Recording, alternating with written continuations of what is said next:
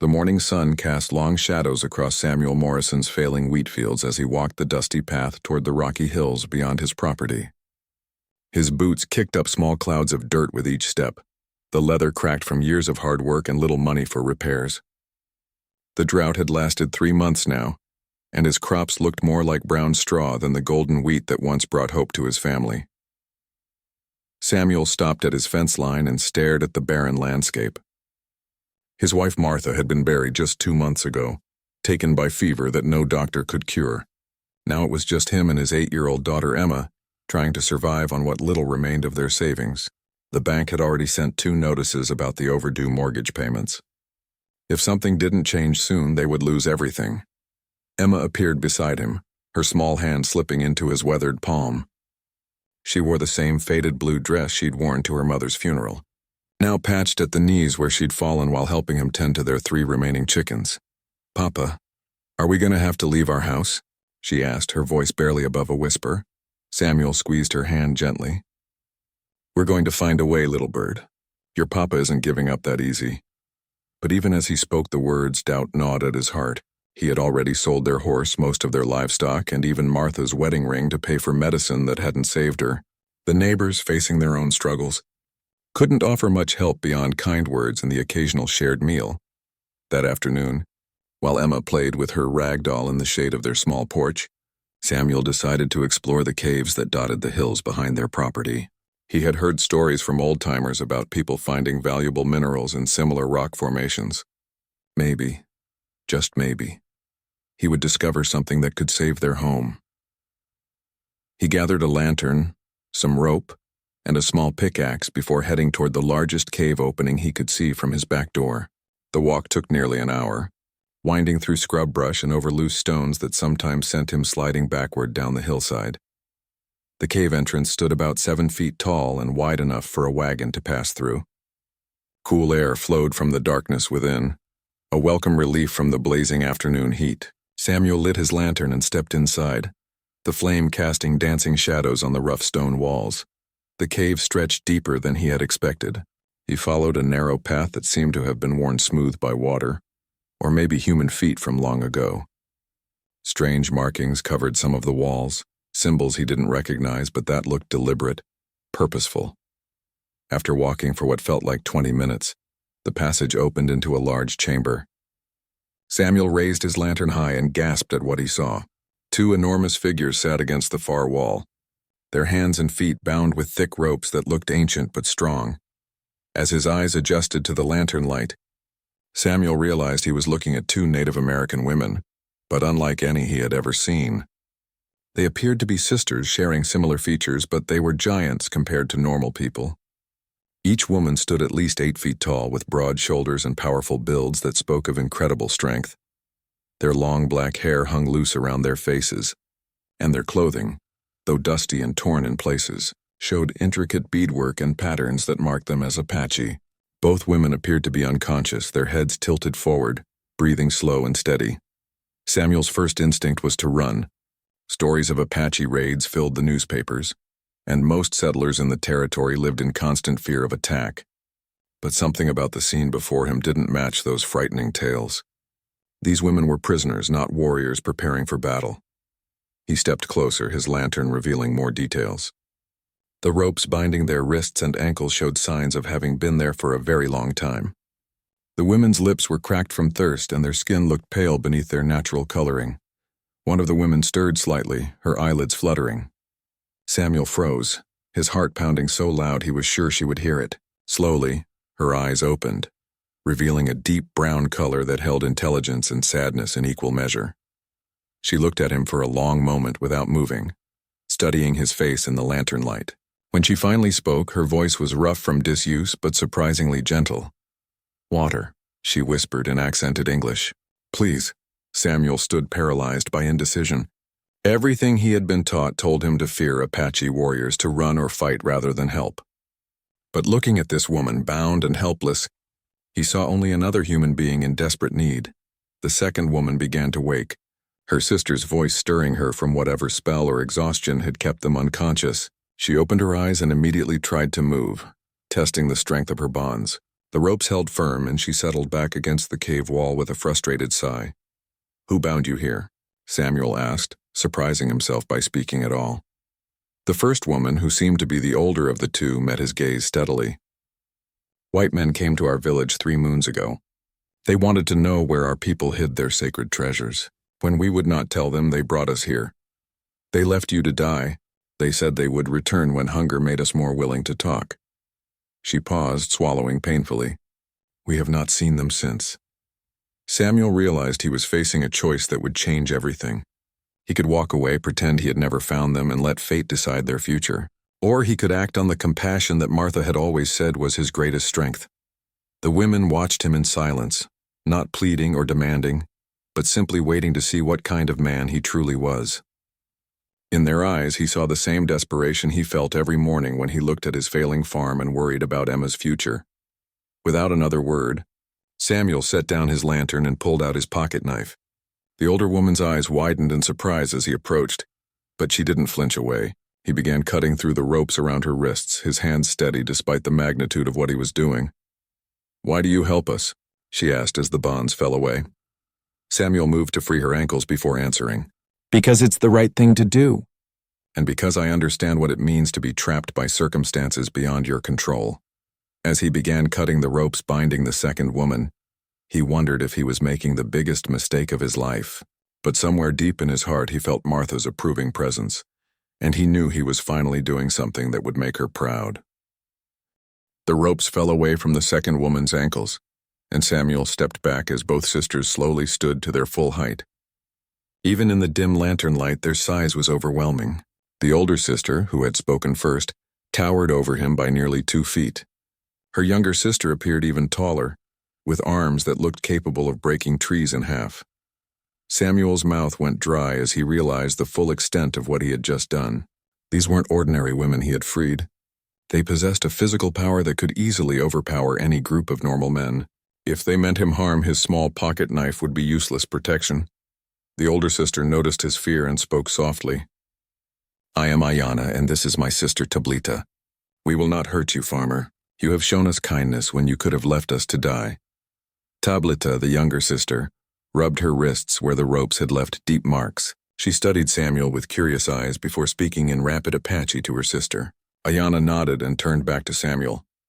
"My sister wants to know why a white man would risk helping Apache women. She says most of your people shoot first and ask questions later." Samuel picked up his lantern, his hands still trembling slightly. "I don't know much about Apache people or white people or any of that. I just know what's right and what's wrong, and leaving someone tied up to die is wrong no matter who they are." Tablita smiled for the first time, an expression that transformed her stern features completely. She spoke again in Apache, and Ayana translated. "She says you have the heart of a warrior, even if you look like a farmer." "Speaking of which," Samuel said, suddenly remembering the long walk back, "we need to get you somewhere safe.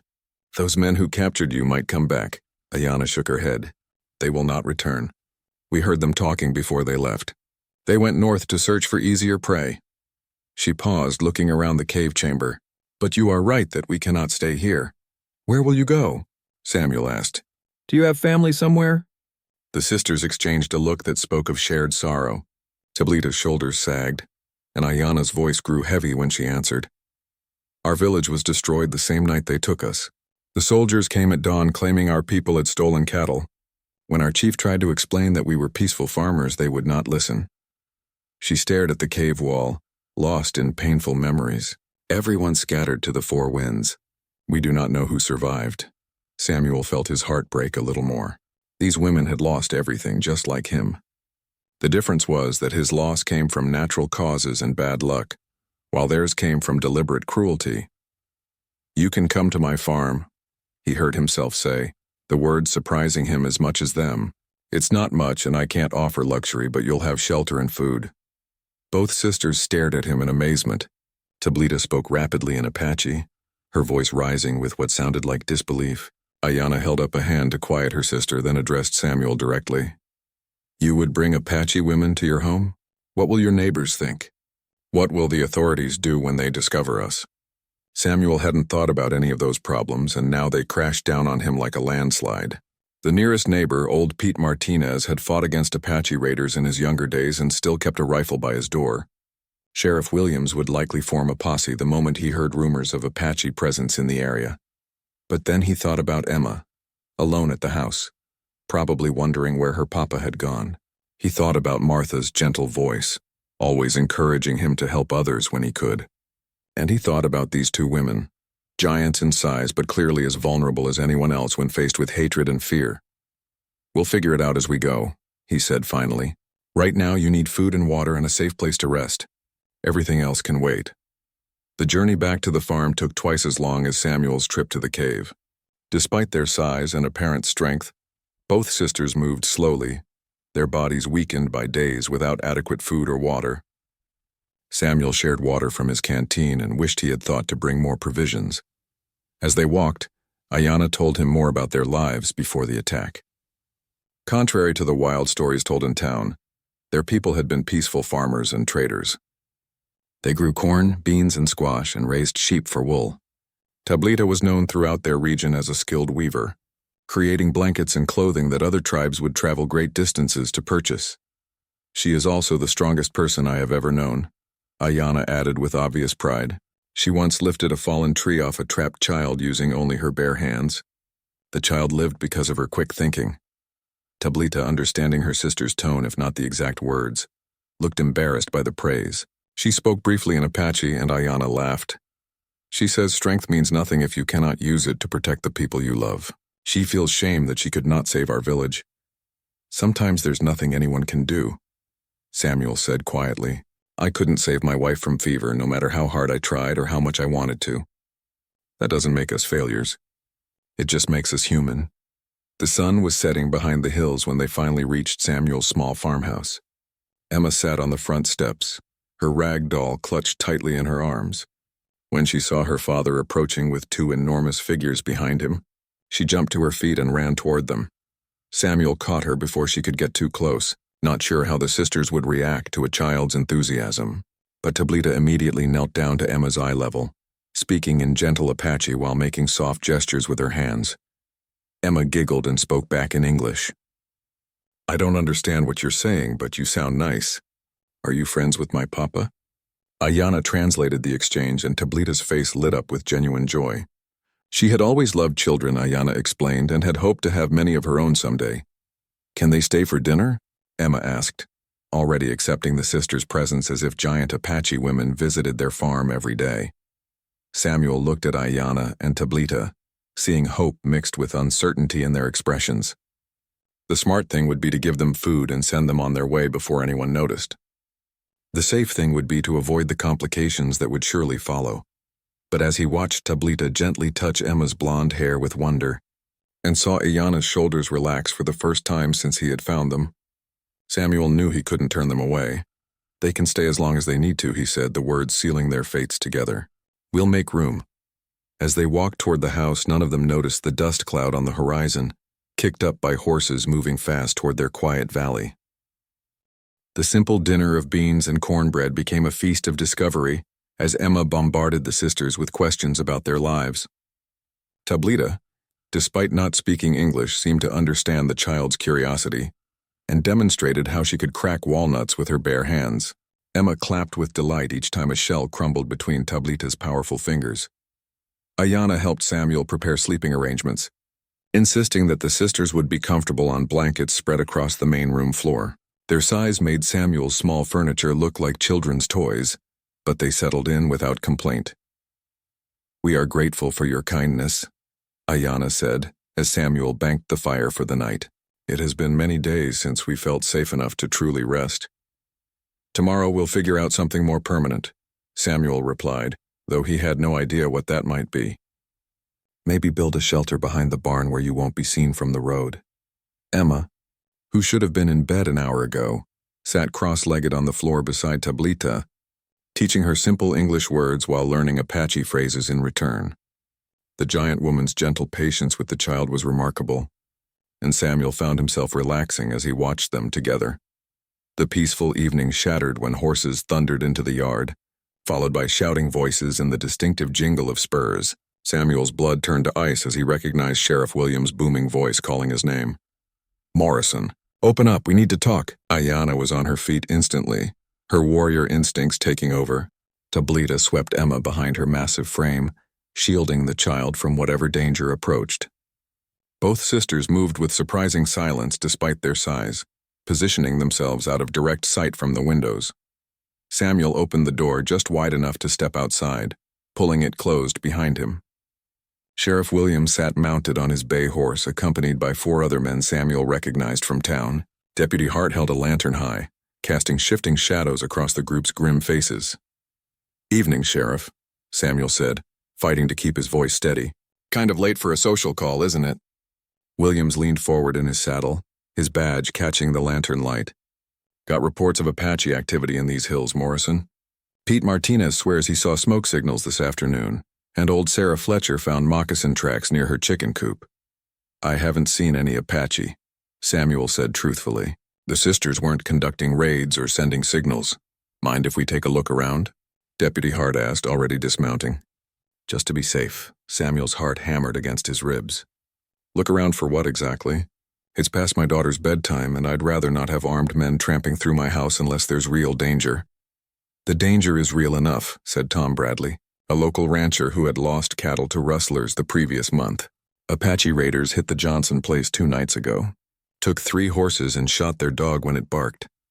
Samuel knew the Johnsons lived 20 miles north, too far for it to be connected to Ayanna and Tablita. But fear made people see threats everywhere, and rational thinking became rare when panic spread through a community. "I understand your concerns," Samuel said carefully, "but I haven't seen anything suspicious here. If Apache raiders were in the area, wouldn't they have hit my place first? I've got chickens, a milk cow, and no gun to speak of." The men exchanged glances, and Samuel could see doubt creeping into their expressions. His reasoning made sense, which worked in his favor. Sheriff Williams straightened in his saddle. "All the same, we'll be patrolling this area regularly for the next few days. If you see anything unusual, anything at all, you send word immediately." "Of course," Samuel agreed. "Emma and I appreciate you looking out for us." The posse wheeled their horses around and rode back into the darkness, leaving Samuel standing alone in his dooryard with sweat running down his back despite the cool night air. He waited until the sound of hoofbeats faded completely before going back inside. He found the sisters exactly where he had left them, still as statues but alert to every sound. Emma peeked out from behind Tablita's protective bulk, her eyes wide with worry. "Were those bad men, Papa?" she whispered. "No, sweetheart. They're just worried and trying to keep everyone safe. But they're gone now." He looked at Ayanna and Tablita. "We have a problem, though." Ayanna nodded grimly. "They will return, and if they find us here, they will not listen to explanations. So what do we do?" Samuel asked. "I won't throw you out, but I won't put Emma in danger either." Tablita spoke rapidly in Apache, gesturing toward the door and then toward the hills. Ayanna translated with obvious reluctance. "She says we should leave tonight before we bring trouble to your family. She thinks we can find another hiding place in the mountains." "Absolutely not," Samuel said firmly. "You're still weak from being tied up for days. You need food and rest, not another night sleeping on cold stone." "Then what do you suggest?" Ayanna asked. Samuel was quiet for a long moment, thinking hard. The farm sat in a shallow valley surrounded by rolling hills. The barn and chicken coop offered some concealment, but not enough for people of the sisters' extraordinary size. The root cellar might work temporarily, but it would be cramped and uncomfortable. Then he remembered the old mine shaft on the back edge of his property. The previous owner had dug it looking for silver but gave up when he found only limestone. It was deep enough to stand in, dry and completely hidden by overgrown brush. "There's an old mine shaft about half a mile behind the house," he said. "It's not luxury, but it's hidden and dry. You could stay there during the day and come to the house after dark for food and company." Emma perked up at this suggestion. "Like a secret hideout? Can I visit them there?" "Absolutely not," Samuel said quickly.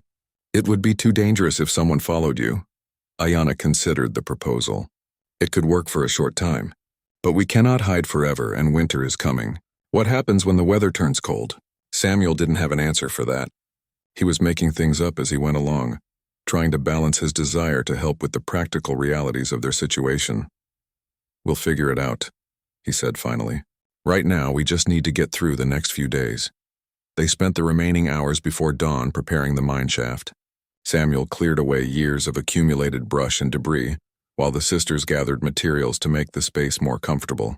Tablita's strength proved invaluable as she moved heavy stones and broken timbers that would have taken Samuel hours to handle alone.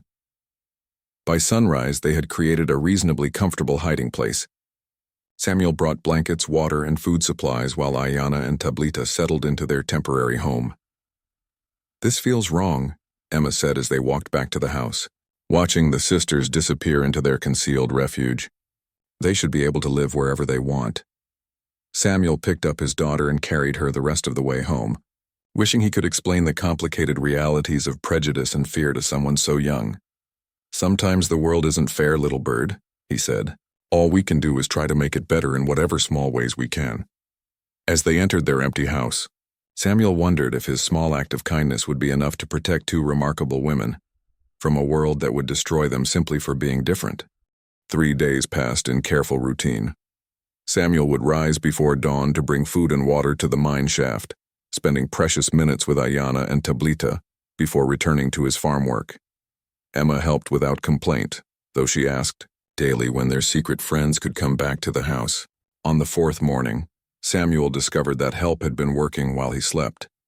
Someone had repaired the broken fence around his chicken coop, using techniques he didn't recognize but that looked stronger than his original construction. The damaged roof on his small barn showed similar mysterious improvements, with gaps sealed using a mixture of mud and grass that formed surprisingly effective patches. When he reached the mine shaft with breakfast, he found Tablita weaving grass into rope using methods that seemed almost magical in their efficiency. Her massive hands moved with delicate precision, creating cords stronger than anything Samuel could buy in town. "She cannot sit idle," Ayana explained, seeing his amazement. "In our village, she always worked with her hands. It helps her think." "She did this work around my farm, didn't she?" Samuel asked. Ayana nodded. "She moves very quietly for someone so large, and she sees things that need fixing." She paused, studying Samuel's face. "Are you angry?" "Angry? She probably saved me weeks of work I couldn't afford to hire done." Samuel sat on a piece of limestone accepting a cup of water Ayana offered. "I should be paying her wages." Tablita looked up from her weaving when she heard her name mentioned. Ayana translated Samuel's comments, and the giant woman blushed deeply, ducking her head with embarrassment. "She says helping you is small payment for your kindness," Ayana said. "But there is something else. She found tracks yesterday while exploring the area around this mine." Samuel's stomach clenched. "What kind of tracks?" "White men. At least 6 of them, maybe more. They were searching the hills systematically, like hunters tracking prey."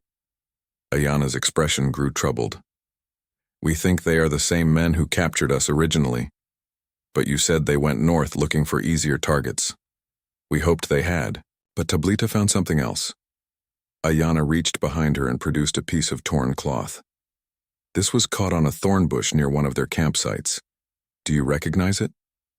Samuel examined the fabric in the shaft of sunlight streaming through the mine entrance. It was good quality wool, the kind worn by prosperous men rather than ordinary settlers or soldiers.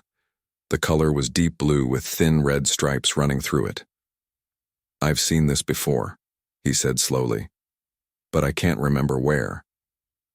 "These men are not casual bandits," Ayana said. "They have money and education. When they questioned us, they knew things about our people that only someone with extensive knowledge would understand." A chill ran down Samuel's spine. "What kind of things?" "They asked about sacred sites, about burial grounds where our ancestors left valuable items. They knew the names of our chiefs from 50 years ago, and they spoke some of our language." Ayana's voice grew hard. "These are men who study Apache culture not to understand us but to exploit us."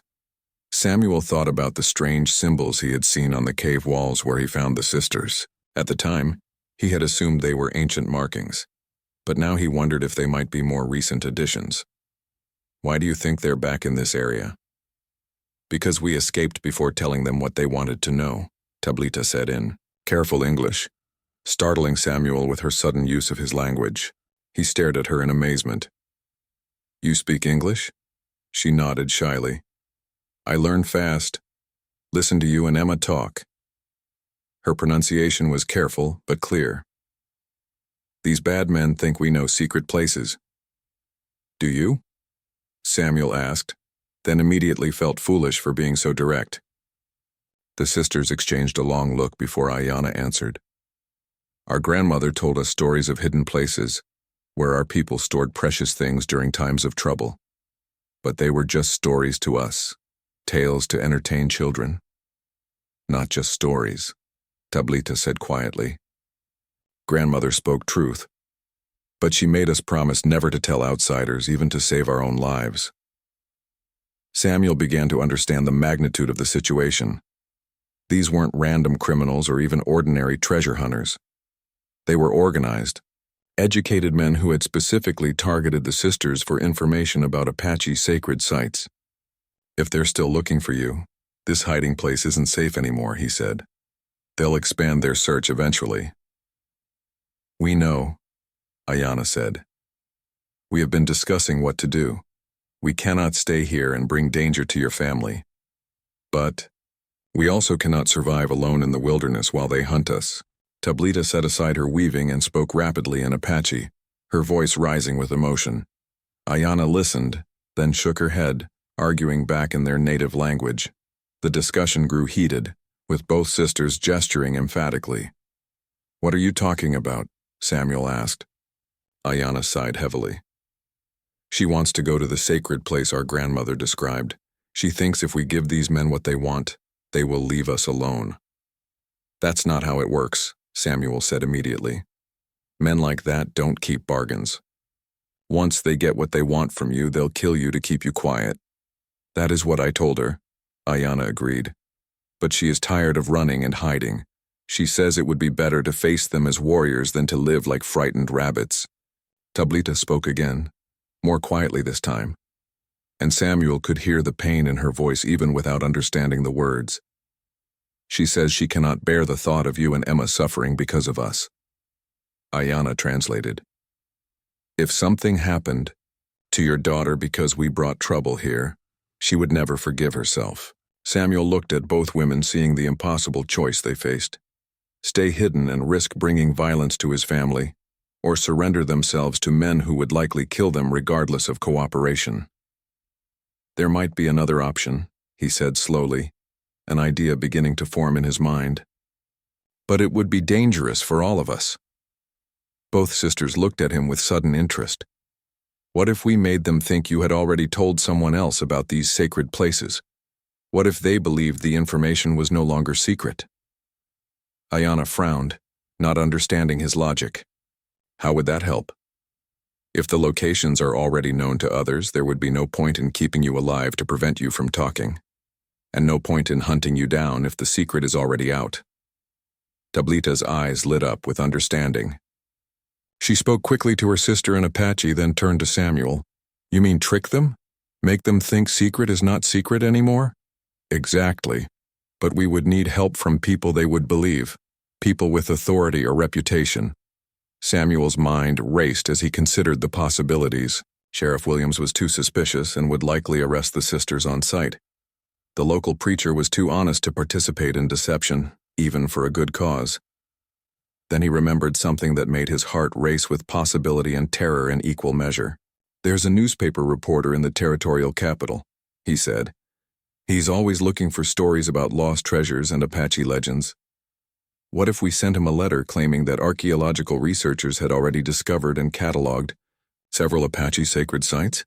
The sisters looked at each other, hope and skepticism warring in their expressions. It could work, Ayanna said slowly. But what if these men realize the newspaper story is false?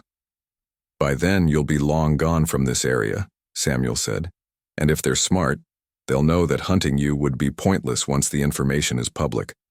As they discussed the details of the plan, none of them noticed the figure watching from the ridge above the mine shaft, or the glint of sunlight reflecting off a spyglass trained on their hiding place.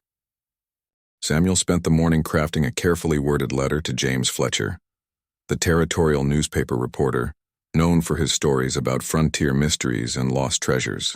He wrote about fictional archaeological discoveries, describing Apache sacred sites in vague but convincing terms that would make any treasure hunter believe the locations were already being studied by university researchers. Emma helped by drawing pictures to accompany the letter, her childish artwork of mountains and caves adding an innocent authenticity that might convince skeptical readers. As they worked together at the kitchen table, Samuel felt a growing sense that their plan might actually succeed. The feeling lasted until Deputy Hart appeared in his dooryard just after noon, riding hard and looking grim. "Morrison," Hart called out as Samuel stepped onto his porch. "Sheriff wants to see you in town immediately." Samuel's mouth went dry. "What's this about, Deputy?" "Found evidence of Apache presence in the hills behind your property. Footprints, disturbed ground, signs of shelter being built." Hart's eyes were hard and suspicious. "Mighty coincidental that all this activity is happening so close to your farm." "I told the sheriff I haven't seen any Apache," Samuel said, technically still telling the truth. "Well, someone's been out there. And they're not ghosts." Hart spat tobacco juice into the dust. "Sheriff's organizing a search party. Every able-bodied man in the county is expected to join up." Samuel's heart sank. If they were organizing a systematic search, the mine shaft would be discovered within hours. And if they found Ayanna and Tablita, there would be shooting first and questions later. "Can't I just stay here to protect my daughter?" Samuel asked desperately. "Mrs. Patterson will look after the girl. This is bigger than personal convenience, Morrison. We've got hostile Apache in our territory, and they need to be dealt with before someone gets killed." Samuel had no choice but to saddle his old mule and follow Deputy Hart toward town, his mind racing to find some way to warn the sisters. But the mine shaft was in the opposite direction, and Hart kept pace beside him, making any detour impossible. The town of Cedar Bluff buzzed with excitement and fear as men gathered in the main street. Samuel counted at least 30 armed citizens, many carrying rifles and wearing expressions of grim determination. Sheriff Williams stood on the steps of his office addressing the crowd. "We've got clear evidence of Apache activity in the hills," Williams announced. "Tracks, shelters, signs they've been watching our properties and planning attacks. We're going to sweep every canyon, every cave, every possible hiding spot until we find them." A cheer went up from the crowd, and Samuel felt sick to his stomach. These men weren't interested in justice or even safety. They wanted blood, and they wouldn't care if Ayanna and Tablita were innocent of any wrongdoing.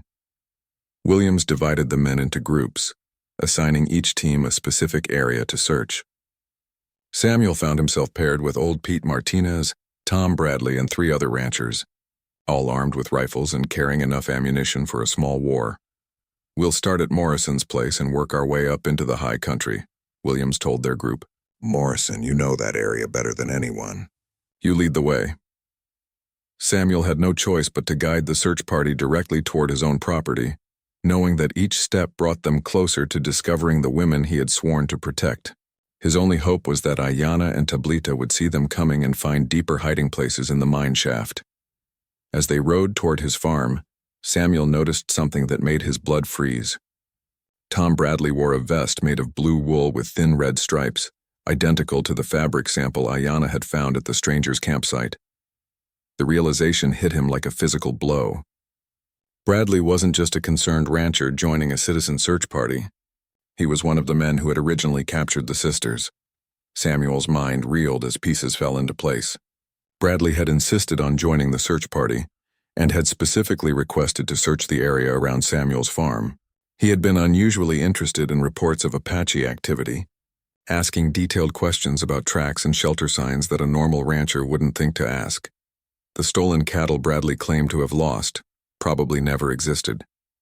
It had been a cover story to explain his presence in the area while he and his partners searched for the escaped Apache women. Samuel tried to keep his expression neutral as this terrible knowledge settled in his mind. Bradley rode just behind him, close enough to put a bullet in his back if he suspected Samuel knew the truth. The other men in the search party were innocent dupes, genuinely believing they were hunting dangerous raiders. "You seem nervous, Morrison," Bradley said casually. "Something troubling you?" "Just worried about leaving Emma alone," Samuel replied, forcing his voice to sound steady. "This Apache business has everyone on edge." "Oh, I wouldn't worry too much about Apache raiders," Bradley said with a cold smile. They're usually more interested in specific targets than random homesteads. The words carried a double meaning that made Samuel's skin crawl. Bradley knew exactly which Apache he was hunting, and it had nothing to do with protecting the community. As they approached Samuel's farm, he could see Emma playing in the yard under Mrs. Patterson's watchful eye. The sight of his daughter, safe and unaware of the danger surrounding them, gave Samuel strength to continue the charade. "We should check the old mine shaft first," Bradley suggested as they dismounted near the barn. Perfect hiding place for anyone wanting to stay out of sight. Samuel's heart hammered against his ribs. Bradley knew about the mine shaft, which meant his group had been watching Samuel's property longer than anyone realized. They had probably seen him making his daily trips to bring food and supplies. "Good thinking," old Pete Martinez agreed, checking his rifle. "I remember when Henderson dug that shaft back in '72. Goes pretty deep into the hillside." The six-man search party made their way toward the back of Samuel's property, following a path that led directly to the concealed mine entrance. Samuel walked ahead, his legs feeling like lead, knowing that each step brought them closer to a confrontation that would likely end in bloodshed. As they crested the small ridge above the mine shaft, Samuel saw something that made his heart skip. Fresh footprints in the soft earth led away from the mine entrance toward the deeper hills. The tracks were enormous, clearly made by someone much larger than an ordinary person. Bradley saw them too and let out a low whistle. Well, looks like our quarry left us a trail to follow." Samuel studied the tracks more carefully and realized they had been made deliberately. The prints were too obvious, too easy to follow. Ayanna and Tablita had seen the search party coming and were leading them away from the mine shaft. "Tracks look fresh," Tom Bradley observed, kneeling to examine the prints. "Maybe an hour old at most. They can't be far ahead." The search party followed the trail up into the rocky hills, moving in single file through narrow passages between boulders. Samuel noticed that the tracks led toward some of the most difficult terrain in the area, places where horses couldn't go and men would have to climb on foot. After an hour of hard hiking, they reached a steep canyon where the tracks seemed to disappear completely. The men spread out, searching for any sign of where their quarry had gone. "Lost the trail," Pete Martinez called out, frustration evident in his voice. Bradley studied the rocky ground with the intensity of an experienced tracker. They went up the canyon walls. "See these scuff marks on the stone? Someone with incredible strength could climb straight up here." Samuel looked up at the sheer rock face and felt a mixture of amazement and fear. The sisters had climbed at least 50 feet of nearly vertical stone, using their extraordinary physical abilities to reach places normal humans couldn't follow.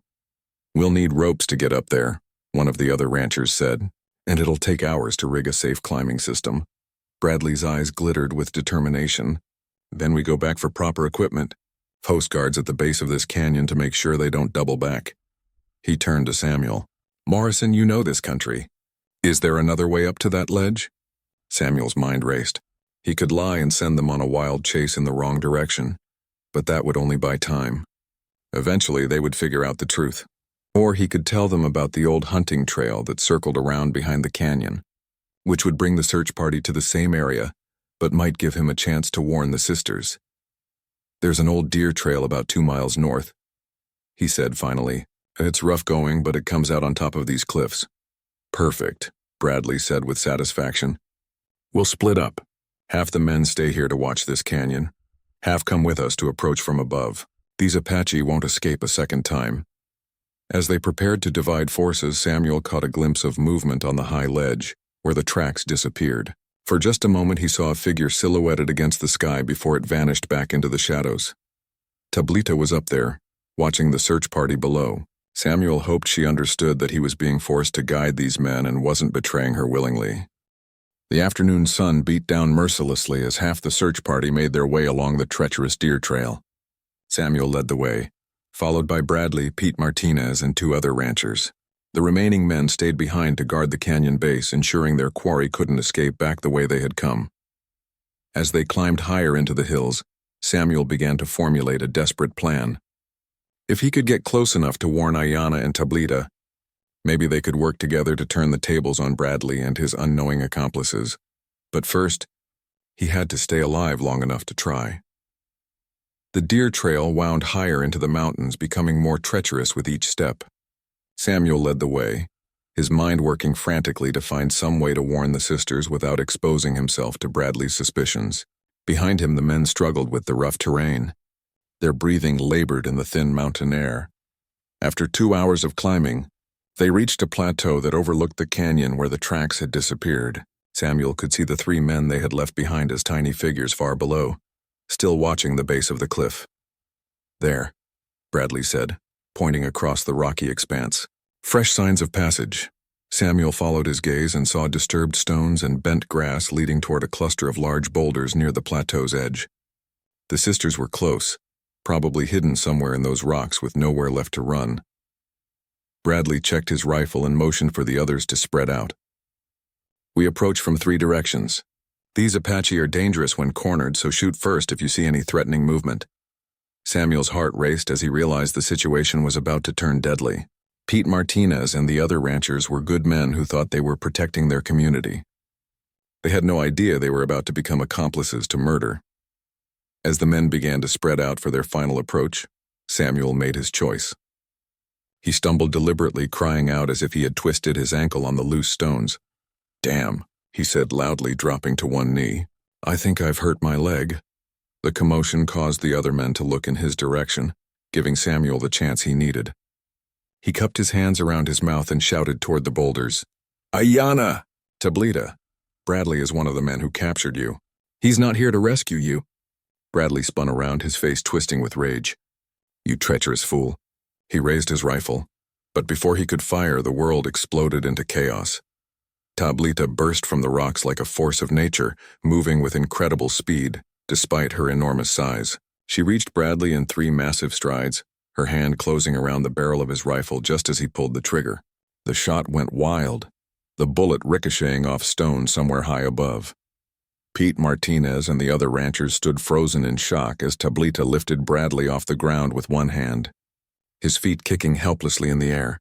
She spoke in rapid Apache, her voice filled with fury.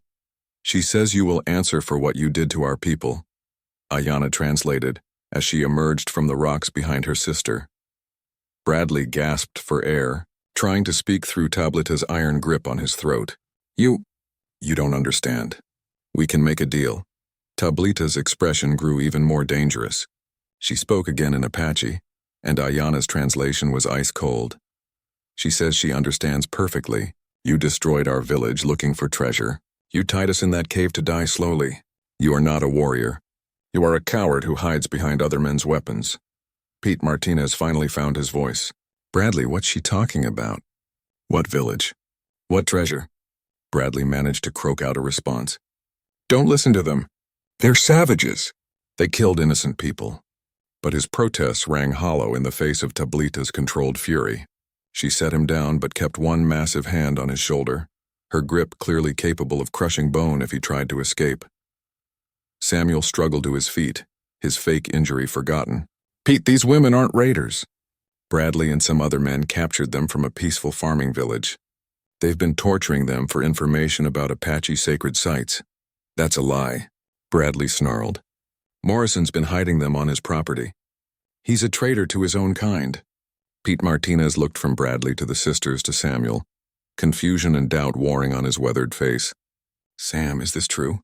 Have you been hiding Apache on your land?" Samuel took a deep breath, knowing that his answer would determine not just his own fate but the lives of everyone on this mountain.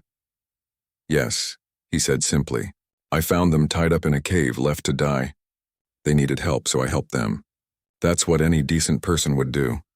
The other 2 ranchers raised their rifles uncertainly, not sure who represented the real threat. The situation balanced on a knife's edge, one wrong word away from a bloodbath. Then Ayanna stepped forward, her hands empty, and raised peacefully. She spoke in clear, careful English, addressing Pete Martinez directly. "Mr. Martinez, you knew my grandmother. She sold you sheep wool for your wife's blankets many years ago. Her name was Itzel, and she spoke often of the fair-dealing white rancher who always paid honest prices." Pete's eyes widened with recognition. "Itzel's granddaughter? But she said her family lived way up north near the river settlements." "We did, until men like this one came in the night claiming we had stolen cattle. When our chief tried to explain that we were farmers, not raiders, they would not listen." Ayanna's voice carried the weight of terrible grief. They scattered our people to the four winds and took my sister and me to torture us for information about our ancestors' sacred places. The truth hit Pete Martinez like a physical blow. He had known and respected Itzel for over 20 years, had considered her family friends rather than enemies. "Bradley," he said slowly, "if this is true, you've made us accessories to kidnapping and murder." Bradley's composure finally cracked completely. "You fool. Do you know how much treasure is hidden in those Apache sacred sites? Enough to make us all rich beyond our wildest dreams. These savages were sitting on a fortune and using it for nothing but primitive ceremonies." His words sealed his fate. The other ranchers lowered their weapons, no longer seeing Apache raiders but victims of a terrible crime. Tablita released Bradley and stepped back, speaking quietly to her sister. Ayanna nodded and turned to Pete Martinez. "My sister says justice will be served, but not by more killing. We want only to live in peace and honor the memory of our lost people." Samuel walked over to Bradley, who stood swaying on his feet, his face pale with the realization that his schemes had collapsed. "How many others were with you?" Samuel asked. "How many men in your treasure hunting group?" Bradley remained silent, but Tablita spoke a few words in Apache. Ayanna translated with grim satisfaction. "She says there were 4 others, but they won't be bothering anyone anymore. The spirits of our people demanded justice, and the mountains provided it." Samuel didn't ask for details, but he noticed that Tablita's knuckles bore fresh cuts that looked suspiciously like they had come from contact with human teeth. Pete Martinez took charge of Bradley, binding his hands with rope from his saddle pack. "We'll take him back to town for the territorial marshal to deal with. This kind of crime is beyond local jurisdiction." As they prepared for the long journey back down the mountain, Samuel approached the sisters. "What will you do now?" he asked. "You're free to stay on my land as long as you want, but people will ask questions eventually." Ayanna smiled, the first truly peaceful expression Samuel had seen on her face since finding them in the cave. "We will stay for a while, if you will have us. Tablita wants to finish repairing your farm, and I would like to teach Emma some of our language. But when winter ends, we will go north to look for other survivors from our village." Tablita knelt down to Samuel's eye level and spoke in her careful English. "You are brother to us, now. Family, we do not forget kindness." As the group began their descent from the plateau, Samuel felt a weight lift from his shoulders that he hadn't even realized he was carrying. The sisters were safe. Bradley would face justice. And maybe, just maybe, a small corner of the world had become a little more just. Emma would be thrilled to learn that her giant friends were coming home to stay, at least for a while. And Samuel looked forward to the day when he could introduce his neighbors to Ayanna and Tablita, not as feared Apache raiders, but as the remarkable women they truly were. The setting sun painted the mountains gold as they made their way home, leaving behind the shadows of fear and prejudice that had nearly destroyed them all. It was a new beginning, built on truth and courage and the simple recognition that kindness knows no boundaries of race or creed.